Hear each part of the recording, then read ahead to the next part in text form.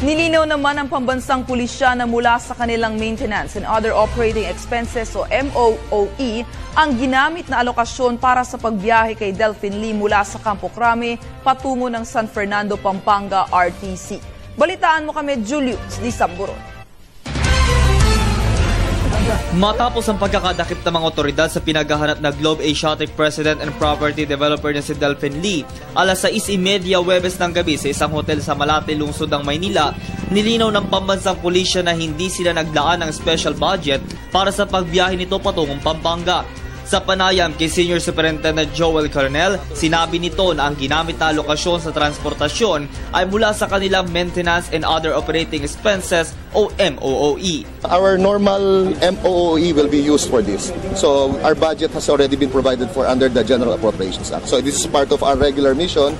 So the expenses is already covered by the regular monthly operating expenses of the units.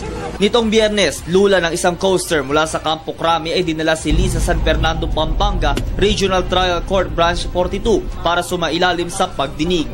Dito'y nakasama ang inyong telebisyon ng bayan sa mismong convoy o pagdala kay Lee sa RTC ng Pampanga kung saan halos isang oras ang itinakbo ng biyahe.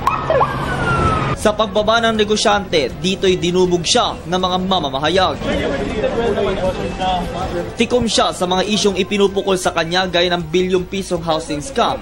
Tanging naging laman ng kanyang mga pahayag na magandaan niya ang pagharap na ito para malaman na ang buong katotohanan. Kabilang ang nasabing negosyante sa Big 5 Most Wanted Persons na nahaharap sa kasong syndicated estafa.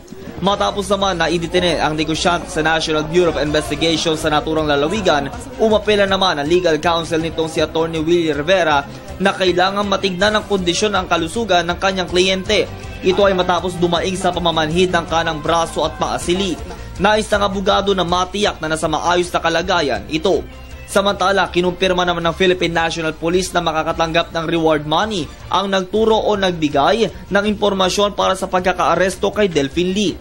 Nasa 2 milyong piso ang inaasahang matatanggap na pabuya. After the return of the warrant, appropriate reports will be submitted to National Headquarters together with the recommendation for the giving of the reward to the informant who provided the information for the arrest of the Mr. Delfin Lee. Tama, sir, 2 million. I understand that was the amount raised allotted for his arrest. Kasalukuyan ang dumadaan ito ngayon sa isang proseso bago formal na maibigay sa nasabing tipster. Para sa Telebisyon ng Bayan, Julius Di Samburon, San Fernando, Pampanga.